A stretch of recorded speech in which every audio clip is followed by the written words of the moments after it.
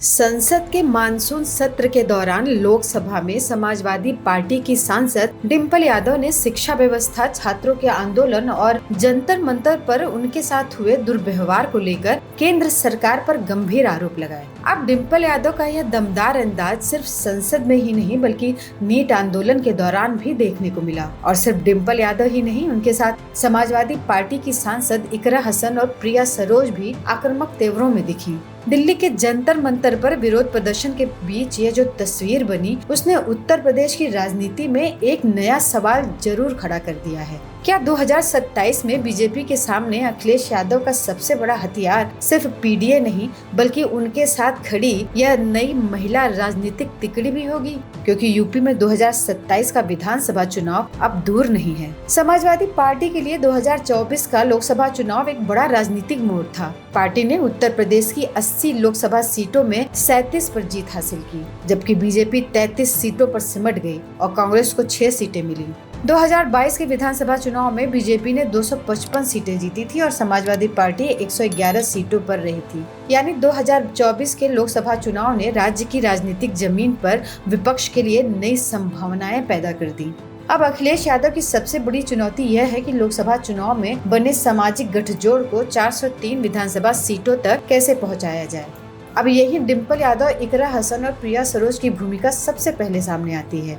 मैनपुरी से सांसद डिम्पल यादव अब सिर्फ यादव परिवार की राजनीतिक विरासत से जुड़ा चेहरा नहीं रह गई हैं। 2024 के लोकसभा चुनाव में उन्होंने मैनपुरी सीट पर 2,21,639 वोटों के बड़े अंतर से जीत दर्ज की। उनका अंदाज अखिलेश यादव की आक्रामक राजनीति से अलग है। वह तीखे भाषणों की जगह संयमित भाषा, महिला मुद्दों और संवेदनशील राजनीतिक छवि के जरिए अपनी जगह बनाती हैं। बीजेपी की राजनीति में महिला मतदाताओं का महत्व पिछले एक दशक में लगातार बढ़ा है। उज्ज्वला योजना, आवास, शौचालय, राशन और कानून व्यवस्था जैसे मुद्दों के जरिए बीजेपी ने महिलाओं के बीच एक मजबूत राजनीतिक आधार बनाया है। ऐसे में समाजवादी पार्टी के सामने सबसे बड़ी चुनौती यही है कि वह महिला मतदाताओं तक अपनी सीधी पहुंच बनाए। डिम्पल यादव इस चुनौती को पूरा करती दिखती हैं। कैराना से लोकसभा पहुंची इकरा हसन पश्चिमी उत्तर प्रदेश की राजनीति में एक अलग तरह की आवाज बनकर उभरी हैं। उनका राजनीतिक अंदाज सीधे सवाल पूछने वाला है। पश्चिमी यूपी में किसान, युवा, शिक्षा, रोजगार और अल्पसंख्यक राजनीति एक दूसरे से अलग नहीं है। यहाँ कोई भी राजनीतिक चेहरा तभी मजबूत होता है जब वह स्थानीय मुद्दों को राष्ट्रीय बहस से जोड़ सके।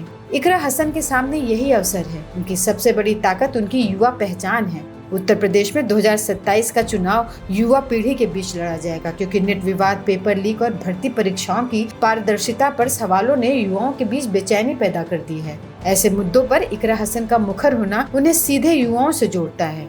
वहीं मछली शहर से सांसद प्रिया सरोज 18वीं लोकसभा की सबसे युवा सांसदों में शामिल हैं। उनकी उम्र 27 वर्ष है और लोकसभा में उनकी उपस्थिति 97% दर्ज की गई है। यह आंकड़ा उनके संसदीय कामकाज को लेकर उनकी सक्रियता को दिखाता है। वह सिर्फ युवा चेहरा नहीं है बल्कि पूर्वांचल के उस सामाजिक और राजनीतिक भूगोल से आती हैं जहां जातीय प्रतिनिधित्व आज भी चुनावी समीकरणों का सबसे बड़ा आधार है। तो देखा जाए, डिम्पल यादव महिला और पिछड़े वर्गों के बीच पार्टी की पहुंच बढ़ा सकती हैं।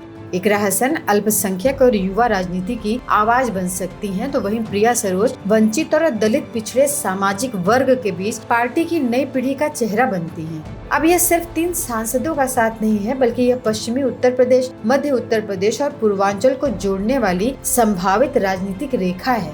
हालांकि बीजेपी को चुनावी मैदान में चुनौती देना केवल इन 3 महिला सांसदों की लोकप्रियता से जोड़ना जल्दबाजी होगी। बीजेपी के पास भी मजबूत संगठन, सत्ता का अनुभव और मुख्यमंत्री योगी आदित्यनाथ का चेहरा है। 2022 में बीजेपी ने 403 में से 255 विधानसभा सीटें जीती थी।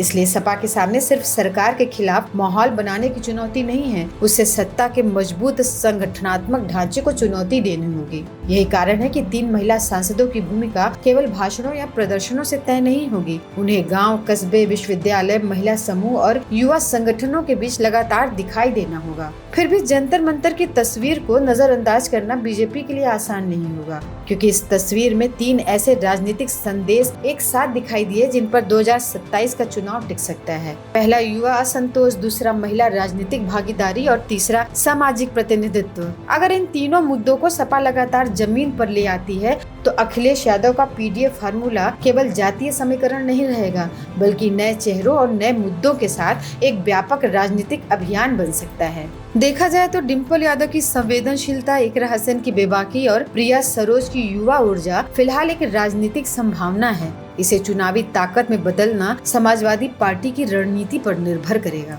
अगर समाजवादी पार्टी इन तीनों चेहरों को सिर्फ संसद की सीमाओं में बंद नहीं रखती और उन्हें उत्तर प्रदेश की जमीन पर लगातार उतारती है, तो डिम्पल यादव, इकरा हसन और प्रिया सरोज 2027 के चुनाव में बीजेपी के लिए सिर्फ विपक्षी सांसद नहीं, बल्कि एक ऐसा राजनीतिक मोर्चा बन सकती हैं जिसे नजरअंदाज करना आसान नहीं होगा। तो आपको क्या लगता है? अपनी राय हमें कमेंट में जरूर बताइए। अगर वीडियो पसंद आया हो तो इसे लाइक करें, चैनल को सब्सक्राइब करें और बेल आइकन दबाना न भूलें। मिलते हैं एक नए मुद्दे के साथ। नमस्कार।